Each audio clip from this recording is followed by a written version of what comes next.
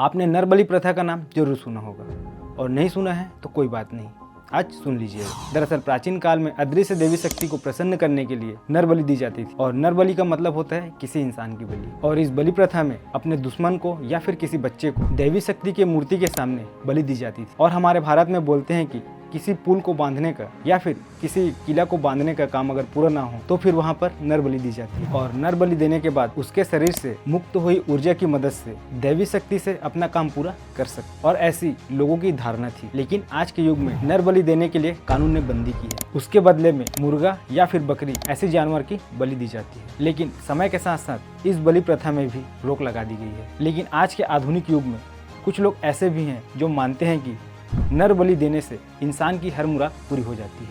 और आज की जो वीडियो है वो एक सच्ची घटना है जो किसी को भी सोचने पर मजबूर कर देगा और उसके साथ साथ अच्छे से अच्छा इंसान का भी दिल दहल जाएगा। और ये सच्ची घटना है केरल की, जहां नर बलि मामले ने पूरे देश को हिलाकर रख दिया था। और महिलाओं की बलि का कारण भी काफी हैरान करने वाला था। और इन महिलाओं की बलि सिर्फ इसलिए दी गई ताकि ताउम्र जवान और खूबसूरत रह सके, साथ ही घर में सुख समृद्धि और धन हमेशा बनी रहे। और लोगों की इसी अंधविश्वास ने उन महिलाओं की जान ले ली। वैसे इन महिलाओं को फंसाने के लिए फेक सोशल मीडिया आईडी का इस्तेमाल किया गया था और ये फेक प्रोफाइल एक मोहम्मद शफी नाम के आदमी ने बनाई थी और उसने ही महिलाओं को फ्रेंड रिक्वेस्ट भेजी और अपनी दोस्ती के फर्जी जाल में फंसाया। वही पुलिस वालों के मुताबिक ये आदमी एक साइको है।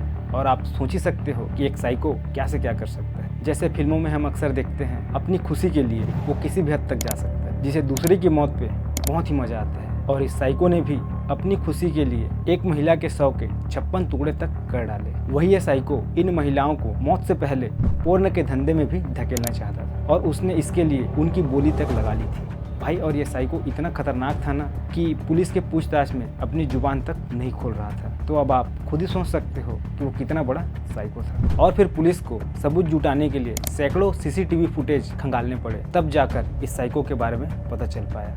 और इस खौफनाक कहानी की शुरुआत हुई थी फेसबुक से और करीब 2 साल तक भगवाल सिंह घंटों ऑनलाइन रहकर श्रीदेवी नाम के अकाउंट के साथ चैटिंग करता था। वैसे तो भगवाल सिंह पेशे से एक डॉक्टर था और उनकी ये बातचीत धीरे धीरे आगे बढ़ती रही। वही जिस श्रीदेवी नाम की महिला से वो बात करता था उसे वह देवी की तरह मानता था। लेकिन भगवाल सिंह इस बात से अनजान था कि जिस श्रीदेवी को वह देवी की तरह मानता है वो कोई और नहीं बल्कि एक 52 साल का साइको है, जिसका नाम मोहम्मद शफी उर्फ रशीद है। अगर बात करें मोहम्मद शफी की यानी इस साइको के बारे में तो उसके खिलाफ बीते 15 सालों में केरल में 10 मामले दर्ज हुए थे, जिसमें बलात्कार, अत्याचार, चोरी, शराब पीकर गाड़ी चलाना और धोखाधड़ी शामिल है। इनमें से 3 मामलों में शफी जमानत पर बाहर था और एक अन्य मामले में उसे फरार घोषित कर दिया था। वही 6 अगस्त 2020 में मोहम्मद शफी को कोलनचेरी में एक 75 वर्ष की महिला के साथ बलात्कार और हत्या के आरोप में गिरफ्तार किया गया था। इसी के साथ उसने 75 साल की महिला पर चाकू से हमला भी किया था।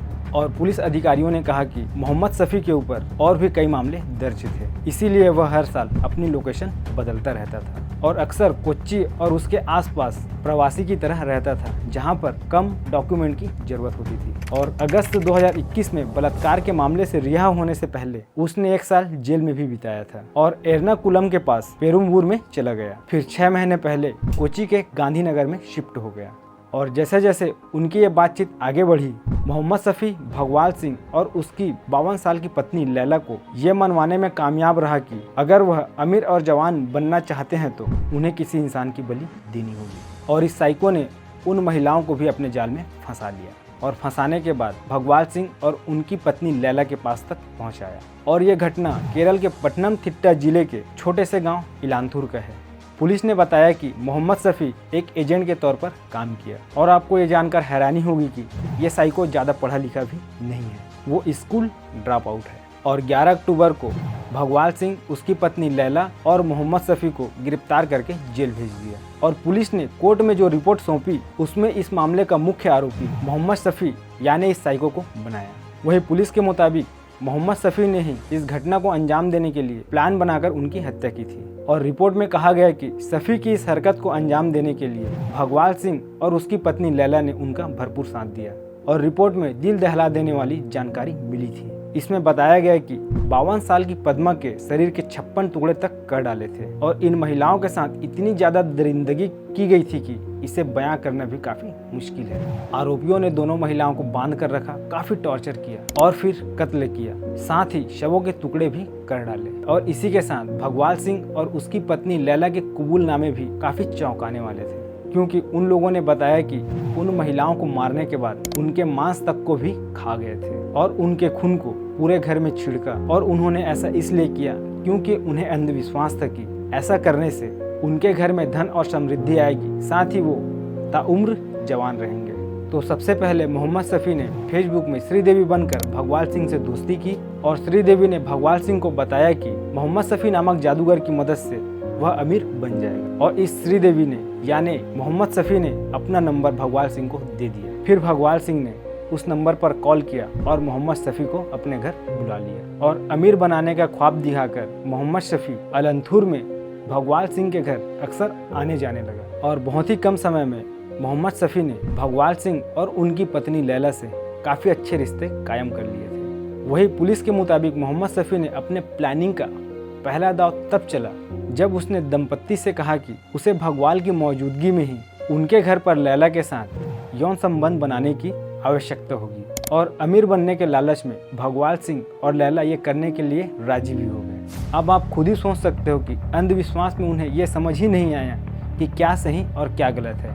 भगवाल सिंह खुद अपनी ही पत्नी के साथ शारीरिक संबंध बनवाने के लिए भी तैयार हो गए। फिर मोहम्मद शफी ने लैला के साथ शारीरिक संबंध बनाए और वहीं पर भगवाल सिंह अपने दोनों हाथ बांधे खड़ा था और खड़े खड़े तमाशा देख रहा था। फिर लैला के साथ संबंध बनाने के बाद मोहम्मद शफी ने अपना दूसरा दांव खेला। उसने दोनों पति पत्नी को ये यकीन दिलाया कि अमीर बनने के लिए उन्हें अपने पाप धोना पड़ेगा और फिर उसने उन्हें नर बलि देने को कहा। और इतना ही नहीं, मोहम्मद शफी ने ही उनको इस बात पर आश्वस्त किया कि नर बलि के लिए लोग भी वही खोज कर लाएगा। और इस बलि की पहली शिकार बनी रोजलिन नाम की महिला, जो कि लॉटरी बेचती थी, जिनकी उम्र करीब 50 साल थी। वह कोट्टायम जिले में रहती थी। वैसे वह मूल रूप से इडुक्की की रहने वाली थी और वह अपने अतीत में आयुर्वेदिक कंपनी में सेल्स वुमेन का काम करती थी, लेकिन बीते कुछ सालों में उसने लॉटरी बेचने का काम शुरू कर दिया था। रोजलिन तलाकशुदा और 2 बच्चों की मां थी। वह खुद से काफी साल छोटे सजीश के साथ रहती थी। एर्नाकुलम मजिस्ट्रेट कोर्ट को सौंपी गई पुलिस की रिमांड रिपोर्ट में पता चला कि शफी ने रोजलिन को फिल्म में काम करने के बाद 10 लाख रुपए देने का ऑफर दिया था और रकम इतना ज्यादा था कि रोजलिन मान गई और फिर उन्हें भगवाल सिंह और लैला के घर ले जाया गया। वही पुलिस ने बताया कि रोजलिन के वहां पहुंचते ही तीनों ने यानी कि भगवाल सिंह, उनकी पत्नी लैला और मोहम्मद शफी उन पर हावी हो गए। और रिमांड रिपोर्ट में लिखा है कि इन्होंने एक पलंग पर रोजलिन के हाथ पैर बांध दिए थे और उनके मुंह पर कपड़ा ठूंस दिया था, लेकिन उस वक्त रोजलिन होश में थी जब लैला ने उनके गुप्तांग पर चाकू घुसा दिया और फिर उनका गला काट दिया। फिर दूसरे आरोपी भगवाल सिंह ने रोजलिन के स्तन काट दिए और तीसरे आरोपी शफी ने रोजलिन की हत्या की।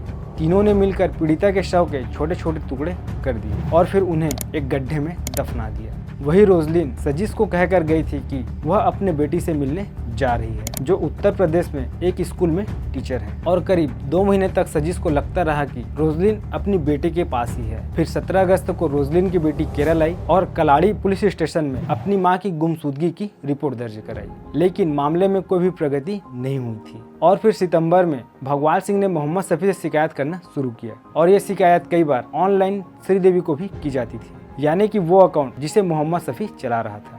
और उसकी शिकायत ये थी कि बलि का असर नहीं हो रहा है। और मोहम्मद शफी ने भगवाल सिंह से कहा कि ये जो पहली बलि थी वो प्रभावी नहीं थी और इस परिवार पर एक अभिशाप है, इसलिए एक और बलि देने की आवश्यकता होगी। और फिर शफी ने दूसरी महिला को भी सेम पहले वाले तरीके से ही अपने जाल में फंसाया। इसी के साथ उसे लालच भी दिया। शफी ने रोजलिन की ही तरह लॉटरी बेचने वाली पद्मा को इस बार निशाना बनाया था, जो कोच्चि में ही लॉटरी के टिकट बेचती थी। वैसे वह मूल रूप से तमिलनाडु के धर्मपुरी की रहने वाली थी, लेकिन कोच्चि में वो अकेले रहती थी और यहाँ पर वो 2 दशक पहले ही आई थी और उनके बेटे तमिलनाडु में रहते थे। और उन्होंने बताया कि उनकी माँ पिछले 6 सालों से लॉटरी बेच रही थी। वही पुलिस ने अपनी रिमांड रिपोर्ट में कहा कि 26 सितंबर को शफी ने किसी काम के बदले पद्मा को 15,000 रुपए देने का लालच दिया था और फिर वह मान गई और शफी के साथ पटनम थिट्टा आ गई। और पुलिस रिपोर्ट के अनुसार एक बार फिर से भगवान सिंह के घर पहुंचते ही तीनों ने पद्मा को बेहोश करने के लिए प्लास्टिक रस्सी से उनका गला दबा दिया।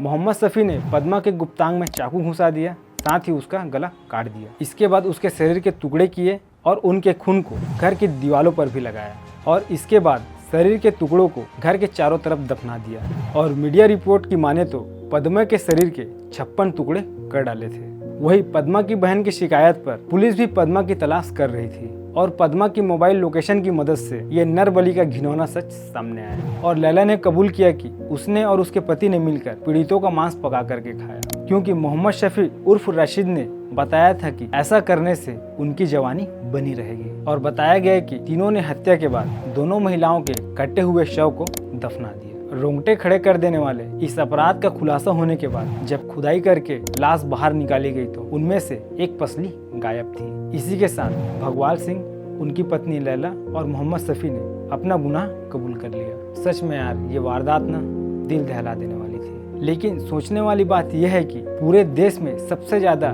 लिटरेसी दर केरल में है और जिस राज्य में साक्षरता दर सबसे ज्यादा है वहाँ पर अंधविश्वास में पड़कर ऐसे रूह कपा देने वाली घटना को अंजाम दिया जाना काफी हैरान करता है। तो भाई एक बात जरूर याद रखना, अमीर या फिर सक्सेसफुल बनने के लिए कोई भी शॉर्टकट नहीं होता। मेहनत और पुरुषार्थ के बिना जीवन में कुछ भी हासिल नहीं होता। और शायद यही कारण है कि भगवान ने हाथों में लकीरें तो दी लेकिन उसके आगे उंगलियां भी दी है, ताकि लोग भाग्य से ज्यादा अपने कर्म पर फोकस कर सके। लेकिन अफसोस तब होता है जब इंसान अंधविश्वास में पड़कर ऐसी क्रूर घटना को अंजाम देता है। तो भाई अगर आपको भी मिथ, भ्रम और अंधविश्वास से जुड़े वीडियोस देखना पसंद है तो आप हमें फॉलो जरूर करें। इसी के साथ अगर चैनल पर नए हैं तो सब्सक्राइब जरूर करिएगा, ताकि ऐसे अंधविश्वास की सच्ची घटना आपको मिलती रहे। तो आज की इस वीडियो में बस इतना ही।